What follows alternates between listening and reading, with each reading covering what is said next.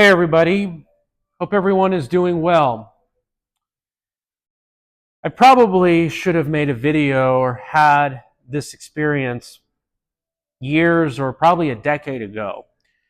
I want to talk about the dating differences between not just in America, but perhaps the Western world versus in non-Western countries, especially overseas.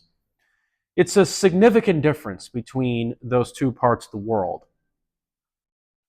Certainly is I wouldn't say 180, but more of a 160-degree difference. And I recommend that most men try dating, approaching, encountering with women overseas. There's no question about it. The benefits are definitely short term as well as even long term, although I really haven't experienced long term. I'm hearing a lot of good things long term as well. Now, before I begin, I really want to sort of shatter this myth that a lot of these women overseas, because I just came back from the Philippines about a week ago, and I was there for about a week, that these women really want your money, they want your green card. Look, so a lot of these women that I've encountered, I've dated, these women were blushing, these women were giggling before I even opened my mouth. So when I was walking past them, they were very enthusiastic, they were smiling, they were excited to see me. And it's something you see a lot more in those overseas countries. Interesting enough, I told a lot of these women that I'm from Iran.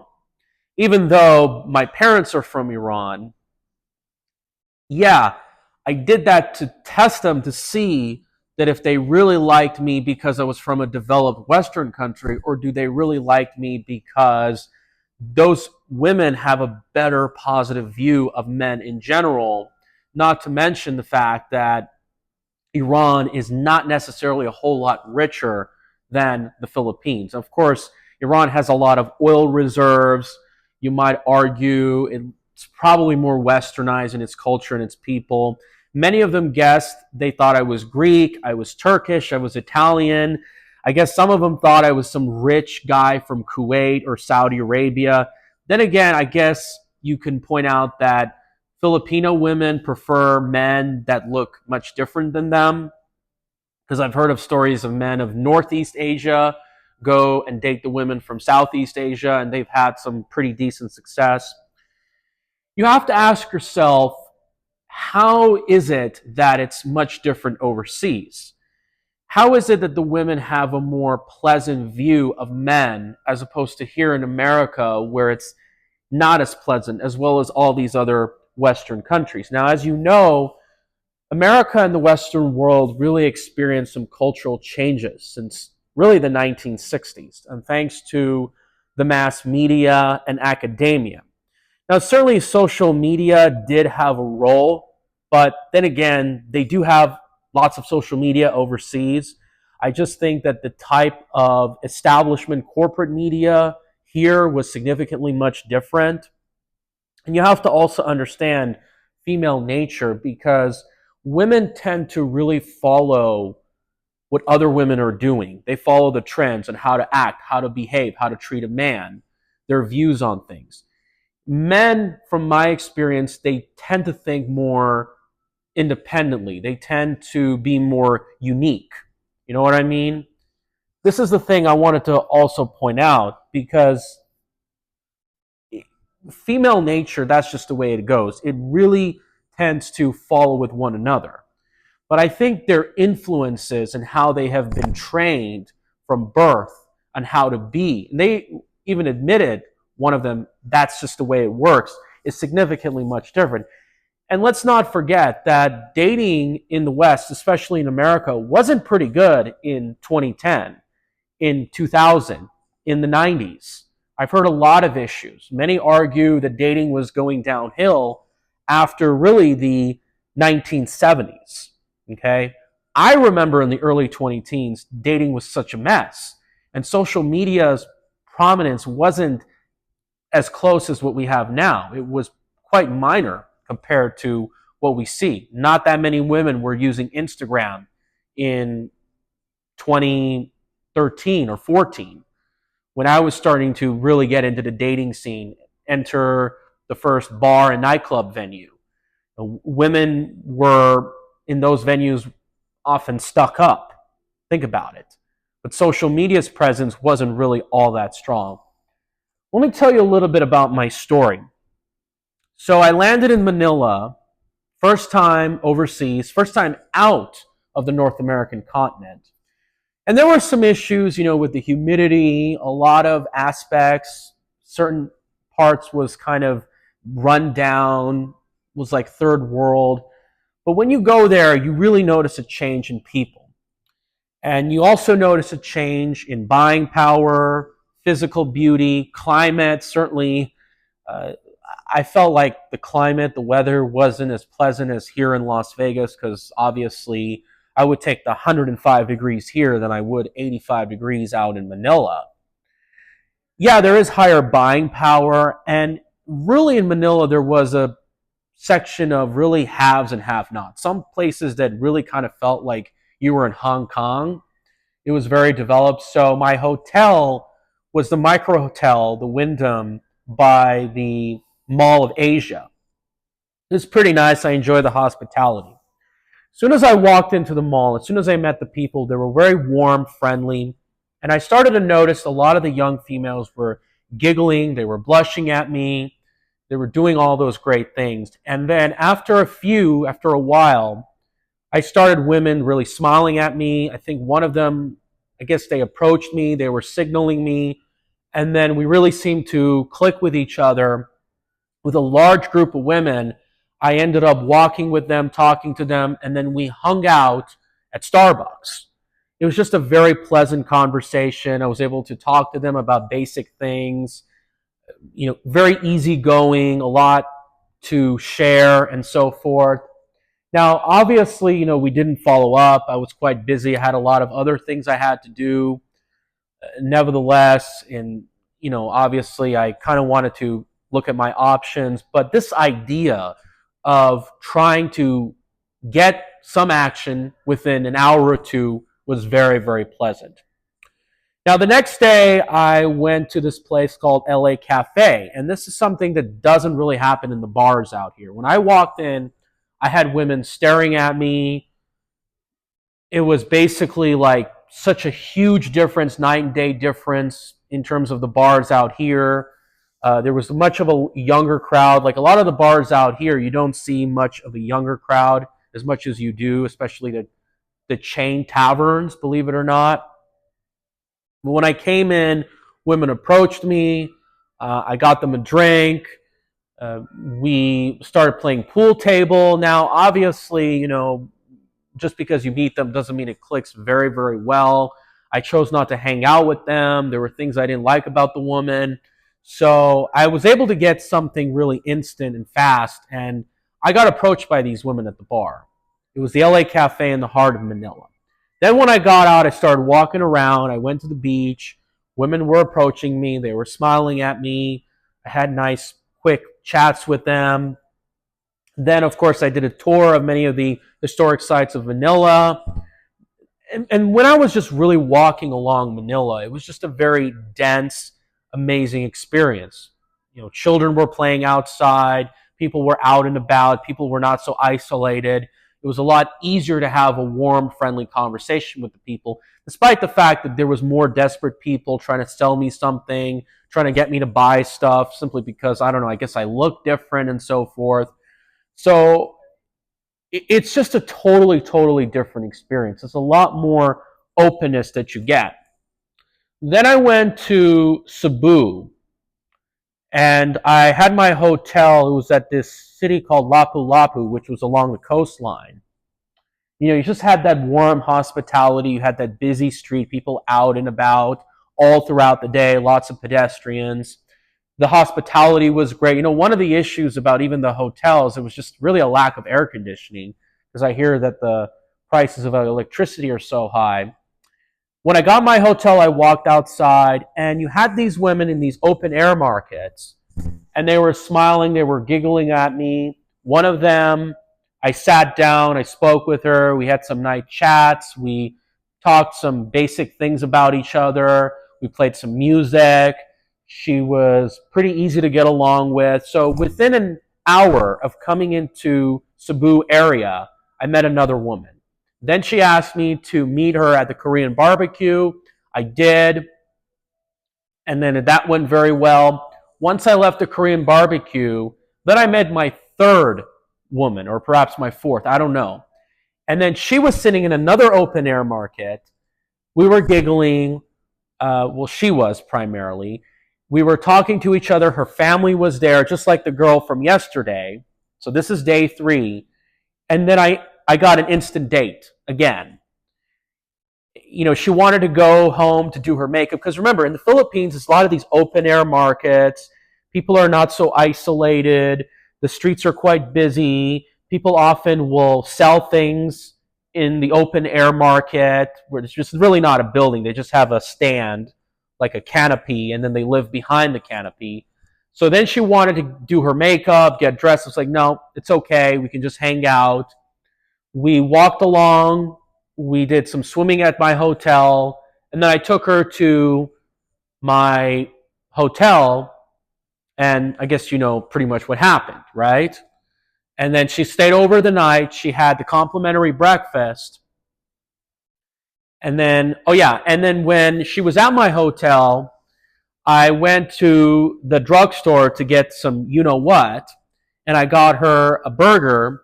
And then while I was on my way to the drugstore, while she was in my hotel, I met another woman. Think about that. So that was one thing. And then going back to the day when we woke up. So it's just one woman after another, just delaying my plans. And I know it's very, very confusing. So going back to the fact that that woman who I met at the open air market, she had breakfast. Then we started touring the hotel, looking at the birds and everything. And then all of a sudden, she had to go at 3 p.m. And then I met another woman that I met from last night after going to the drugstore. That other woman that I met last night, so it's just one woman after another. It's just an endless supply. Then we took a taxi. We went to Cebu. We saw the historical sites. We saw this place called Mango Square. We saw the malls and everything. It was pretty good, if you ask me. We saw the open air markets. People were out and about, playing, hanging out. Weather wasn't all that comfortable. And then, of course, at the end, we had a great time. Then I took her to my hotel room again. Then we basically hung out till like the next morning. And then, pretty much. And by the way, the girl who I took to my hotel room before her, she ended up blocking me on Facebook. But again, I guess it's just female nature everywhere you go. But when you have an endless supply of women, it's just, there's so many opportunities. And by the way, after when she blocked me, I saw her and then I kissed her, but I guess it doesn't really matter. After that, I took a flight from there to Puerto Princesa. And just the people, again, were very warm and friendly at my hotel, the micro hotel by the ocean. There were employees having a birthday gathering. They gave me food. I did a karaoke. Then another thing that happened is I took a taxi ride or something like a scooter ride to the city. And there was this open air karaoke. This woman was singing, and then she came to my hotel room. And then we hung out. I guess you know what happened. And then she left the hotel room, and I slept over. The following day, I then did the Honda Beach Island tour, and there was just one woman after another just giving me good signals, hitting on me. I got her contact info. We didn't have time to hang out. It was just one after another. And we're still hanging out. We're still messaging after this day. All these women, except for the one who blocked me, believe it or not. It was just one after another. Then I toured the Mall of Princesa, just warm, friendly women everywhere you go. It's just endless supply. Then I came back to Manila, but I was so tired I didn't go much outside. But what a remarkable, amazing experience. And I'm still chatting with these women. I'm still messaging them. I'm doing one after another. you have to really understand really the openness of the people, the way the cities are designed, how shopping, amenities, housing is not too far apart from each other, how there's all these open markets, the cities are dense, how the population is younger, there's these busy city streets. All of that makes a difference. It's not just the people, the women, but it's really the physical environment that truly makes a difference. And because we don't have these opportunities, this is where men will resort to nightlife to try to meet women. They will try to resort to apps, try to meet up, because I really think that social media is not really the problem. The high use, the dependency, the depression is more of the symptom of the problem. Okay? Because if the outside world was so much better, I don't think a lot of people would use social media to the extent that they have now. Now, of course, before social media, a lot of people were on their television sets, a lot of different electronics they had. So it's not like people were so mingling back in 2007 a whole lot. Because remember, the decline was happening for decades. This is one of the things you really have to understand. It's just a remarkable, interesting, amazing experience. If I wanted to go out right now and try to find women, like these places nearby, these hangout spots, you're hardly ever going to find a lot of women who are under 35 to the extent that you do. It's just that younger people are just not hanging out in a lot of places nowadays like they used to, it seems like.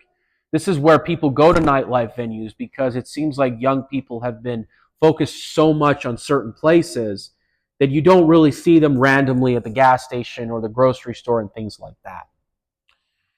Now, the thing that I've noticed is that the real issue here dating, especially in America, is I feel like you have to be a certain type of man that women really would find you attractive. So it's like even if you are a good looking, successful man with decent social skills, that doesn't mean you're going to do very, very well. For an example, let's just say you're a Mercedes and you're trying to market yourself and you don't get a lot of buyers. That doesn't mean people really want you. And let's just assume that the car was free, right? You know, a lot of people maybe in a certain area desire Cadillacs or other types of vehicles that are more American brand cars. I really feel like in America, you have to be a certain type of guy.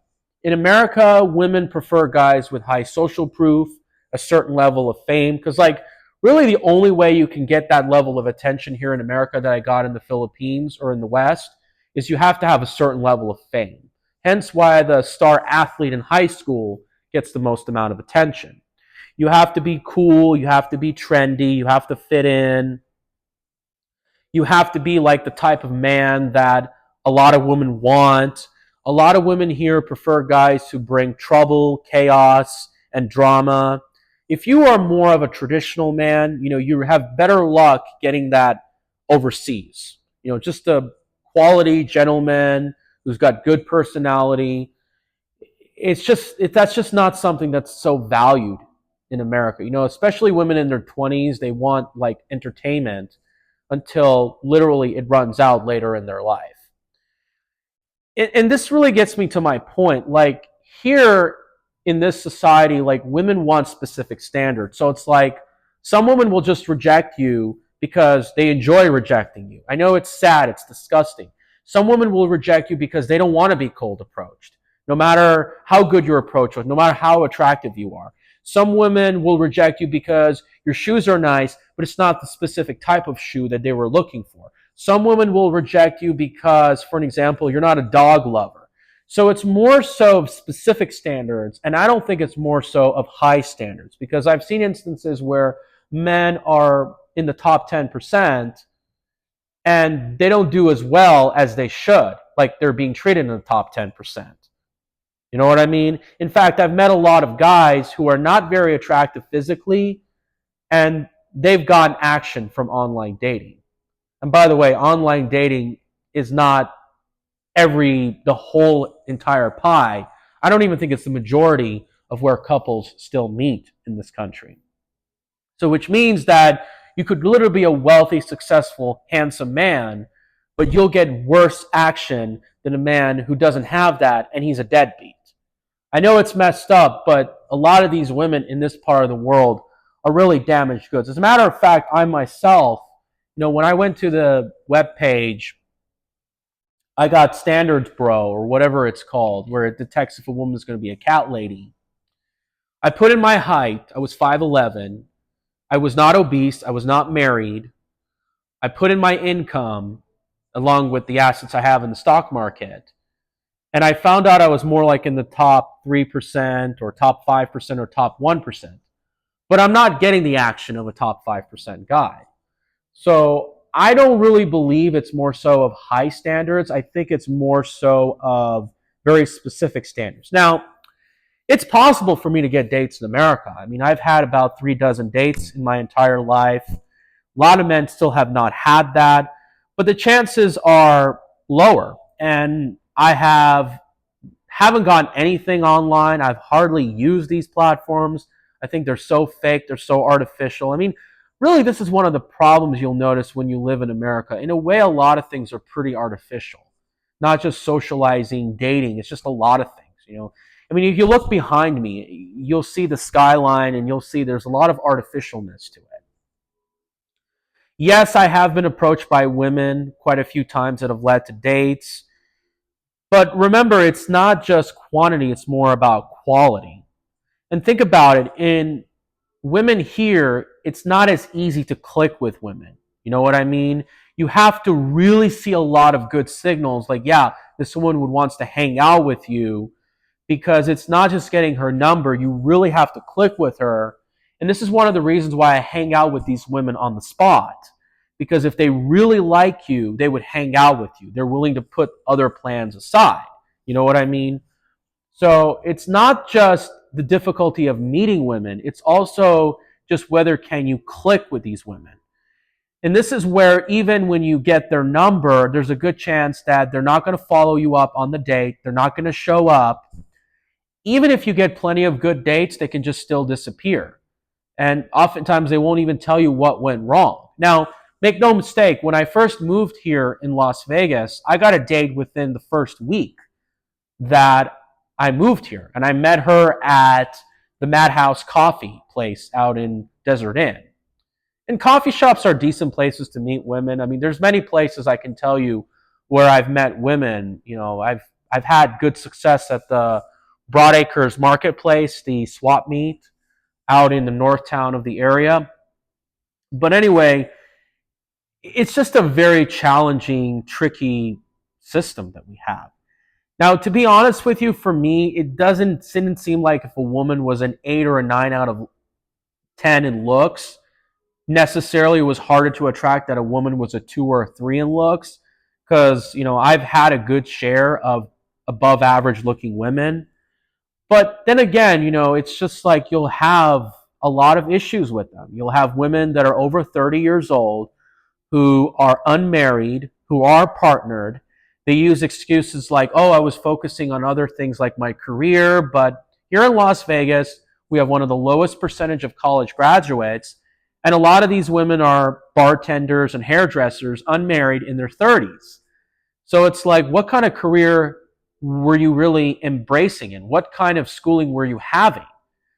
And this really makes me think that women here were really focused on unpleasant lifestyles, constantly clubbing, getting validation, getting attention, getting entertainment, and rather than spending more of their time trying to date the kinds of guys that are likely to give them the wedding ring, more likely to take them seriously, going to places that truly matter, and being the type of woman that men want to be with you long term. Now, are there problems with dating women overseas? Absolutely. I've gotten rejected. Certainly the way you get rejected is not the same. They do have an issue with single moms in the Philippines and other non-Western countries, although I don't think it's as bad as it is here in America. And of course, it varies where you are in America. So I don't think it's as high in Montana as it is in Mississippi. And for reasons I think I'd rather not talk about that. I probably have in another video. And yeah, there are an issue with lady boys. There are an issue with a lot of other issues. And of course, there's typical female behavior. They're more sensitive. They get tired easily. They want things. I totally get it. And can you get used by these women? Absolutely. And it always has been the case throughout human history, these problems. It's nothing new. But it's not like here in America, you can get used a lot. And in fact, women will give you far less in return.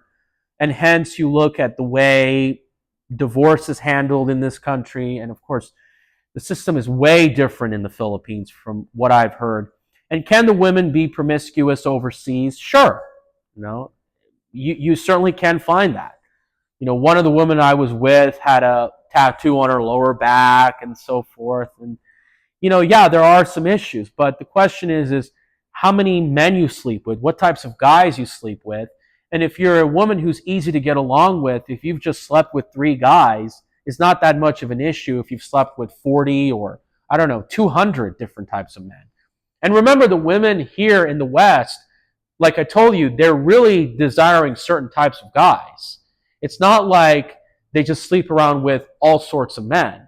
There's only certain types of men that they go after. Like I've told you before, they like to go after the Cadillacs, the Fords, the Chevys, but not so much the Mercedes, the Audis, the Volkswagens of the world. I think you know what I'm talking about. So it's really just a certain type of men. Honestly, the way I see it is that in America, you have a small fringe of women that are really traditional. And I think I've seen them recently at this Cowboy Christmas event that we have here in Las Vegas. But there's really that bottom 20, 30% of women, of young women, that really ruin it. And they have this mentality that is very dim. They often think they're still oppressed. But what they really want and what we really have here is double standards. That's really what it is when you think about it. And I've recently told these women about my stories, and one of them who, just came out of a nightclub, and obviously this is where you'll meet these women, she called me misogynist, and I'm telling you, no, this is the facts. This is the reality. It makes you think, should you bother talking to these people? This is a thing because they think that when I criticize modern women, they think I really want to change the laws. I want to oppress women. But in reality, our problems are really more cultural and social because that's where it really is. See, women still have the opportunity at 21 to be feminine, to be fit, to get married at the age of 21, to be a good quality woman. There's no law pushing them down. Maybe the incentives are gone, but they still have that ability. There's still plenty of men out there who can support a family in this country, despite times have gotten tougher. However, and again, I'm not trying to bash the United States. There's a lot of great things I like about the United States. But the problems are more social and cultural, not so much political or economic. Think about it.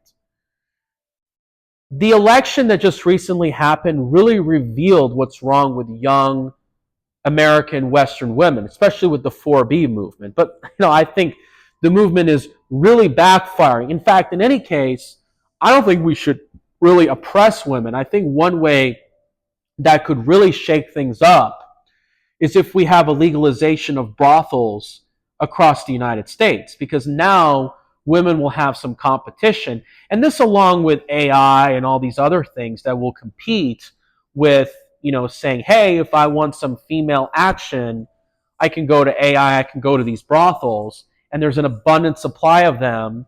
They'll be so much cheaper. So now these women can, because really when you think about it, all these women have to offer you is just their physical exterior. They're not giving you a whole lot of other things, like their personality, can they help around the house, are they a good mom? So if they have competition, they will have to change. Their validation will have to change. This is one of the things. Now, here in Las Vegas, there are brothels. 90 miles away, I could go, I could pay for it. In fact, steps away of where I live, there's women at street corners at Valley View and Tropicana that I could get some action. But then again, it's not really the kinds of women I want to deal with. Think about it. And also, there's like back alley massage parlors that I could get some action. Sure, absolutely. And I hear they pay taxi drivers a lot of money. Surely it can happen. And certainly we can break up Clark County we can create new counties where prostitution or brothels, whatever you want to call it, will be legal. However, the thing is, and not to mention in California, there's been a lot of these women in the street corners, and they're not really cracking down on them. This leads me to my point that I really think this problem will take care of itself. I think the word is getting out. A lot of channels are exposing the reality of what's going on. Men are refusing marriage. Men are refusing to work with women. They're playing their cards really safe. Legislation is changing regarding marriage and divorce laws in many states. I do believe that things will often get back to where they need to, but I think it will take decades. I think there will be a shock to the system, only a matter of time, but to really recover this will really take a while. Because I'm not just telling you that the elections don't matter. Sure, you have some valid reasons, the border crisis, whether the COVID measures made sense, whether or not, what's happening overseas with Ukraine and all these other countries. All these things do matter. But you cannot make America great again if you do not reform your young, modern women. It's just not going to happen. If this doesn't really get fixed anytime soon, more and more men are just going to leave to other countries. They're going to earn their wealth, they're going to go overseas, and a lot of talent is going to chase after them. Yeah, and frankly, like I said, I don't really think that social media is the heart of the problem. Okay, I think it's more of the symptom. And by the way, I think social media is great because we can use this information from social media to counter the narratives that is against us across social media. Because back then, let's say in the 90s, you didn't have other systems other than televisions, newspapers, magazines. So you had few powerful interests that had a large amounts of power. And their stance was not very friendly towards men. That's one of the things. By the way, the person who really got me into dating overseas was Winston Wu. And he runs a website called Happier Abroad. I spoke to him quite a few times recently, even when I was in the Philippines. And he was having problems with dating in America and just the American culture, the Western society, 20, 30 years ago. It wasn't, then he really started to go overseas in like 2006 and really saw the huge effect. So this stuff wasn't relatively new. This was happening for decades, as far back, I think, as the 80s. Okay. And you can kind of see how women have changed since the 1960s and 70s. Really their mentality, their thinking, and everything that's going on. Now, part of the reason why I think dating has gotten tougher, especially for men in their 20s, is because, back then we had more arranged systems where a 23-year-old man would get married to a 20-year-old and they would stay married for a long period of time. But now you have more and more men who are hitting 30, 40, 50 years old and they're unmarried, but they're chasing these very few women in their 20s. So that means that there's a lesser chance that men in their 20s are going to have an opportunity. Because even men like me, I'm 32, it's easier for me to date a 22-year-old now. I mean, I was with a 22-year-old for several months, okay? It was easier for me to date a 22-year-old now than it was when I was 22 years old, okay? And some of it is natural because my father was 34, my mom was 21, my uncle was 32, my aunt was 21, 22. Age gaps have been happening for a very long period of time. But I think it's been happening a lot more often. Think about it. Maybe you can see why we had the system that we had before. Now, as far as the future is concerned, because when I talk about how this is going to take decades to fully recover, well, what's going to happen is when a lot of these young, modern women don't get married and they're going to be bitter and they're going to try to blame all the things at us, you're going to see a lot of women hitting their elderly age and they're going to have to work their tail off until they're 80 years old. It's going to be really, really sad. I think they're going to be carrying a lot of debt, including student loan debt. I'm not going to be surprised if Social Security and pensions are not going to be around. I am also not surprised that there's going to be a lot of conflict. And I don't think it's going to be violence, but there's going to be conflict. There's going to be push to raise taxes and everything else. Because when you think about it, it just doesn't seem America and the Western world is really headed in the right direction. I mean, heck, even if I was president, I don't think I could solve a lot of these problems, to be honest with you. Now, we can hope maybe things get fixed. Maybe the new social media changes with X and everything is going to, because I don't know, Elon Musk has talked about we need to increase the birth rates. And obviously, he's pretty much well aware that modern Western women are the problem. And I'm sure Donald Trump is.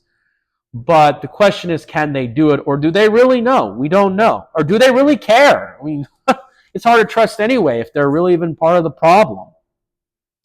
But the fact is, really, the underlining thing that's supporting this system is the fact that it's really a manipulated economy, pumped by credit, pumped by all this money printing, pumped by, in a way, it's pretty artificial. And if our economy really fell down in the late 2000s, if it wasn't bailed out, a lot of these cultural problems probably would have had to come to a halt, especially when it comes to dating. Because this perpetuation of the system, of the flow of money, allowed this to happen. Remember, the welfare a lot of these welfare queens, these single moms are getting, a lot of those dollars are created out of thin air. This is the thing you got to keep in mind, along with the immigration and everything that happens. Because I'm upset about where this direction is going and who's behind it. A lot of these other people who are the problem, who I deal with, they're just really victims when you think about it. Now, as far as myself, it's possible I'll get more dates here. I mean, I could become a sugar daddy if my investments, if my entrepreneurial success continues to get better. Will my family introduce me to somebody that is good quality, likely a Persian, Iranian woman? That's absolutely possible.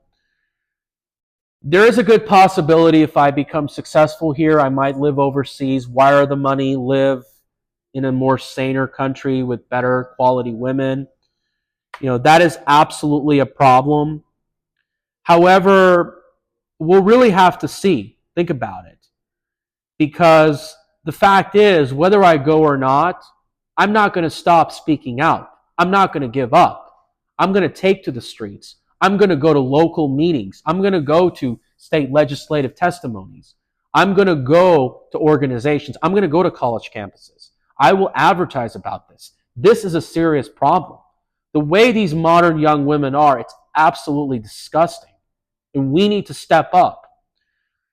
Now, some random things I wanted to bring up with, despite the very uncomfortable weather that I've experienced in the Philippines, and I couldn't even put my shirt on.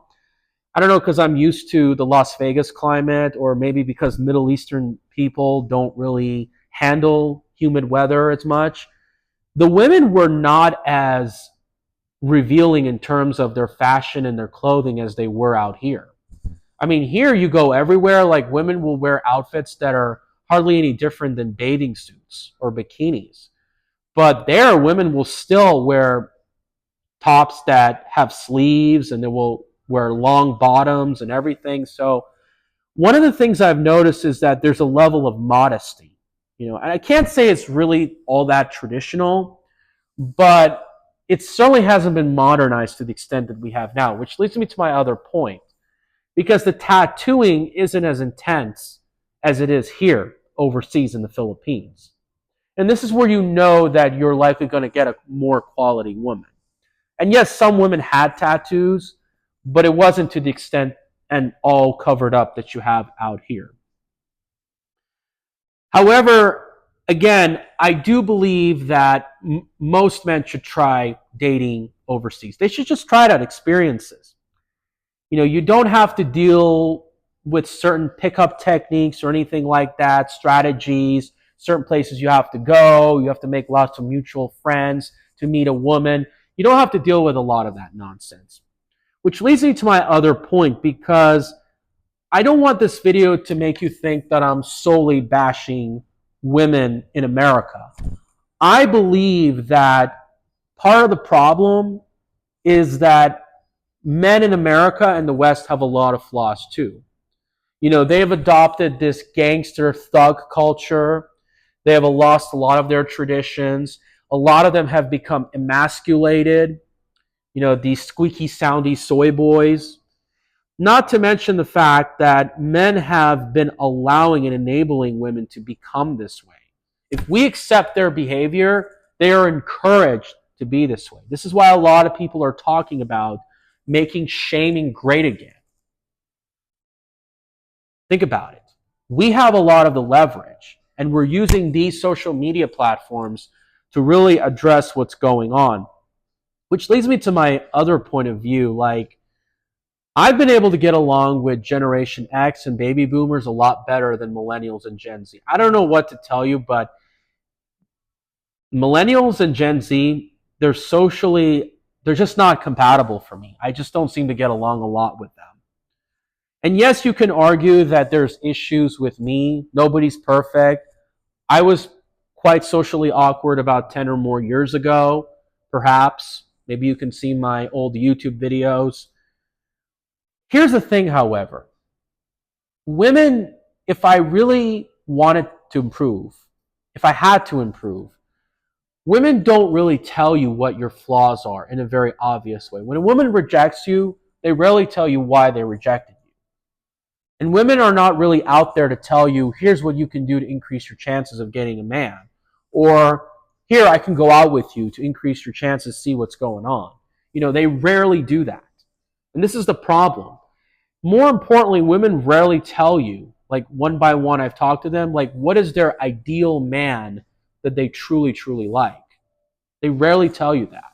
And this is the thing. When they keep hiding things, when they keep covering up, when you have to have a form of indirect communication, men don't really know what they're doing truly.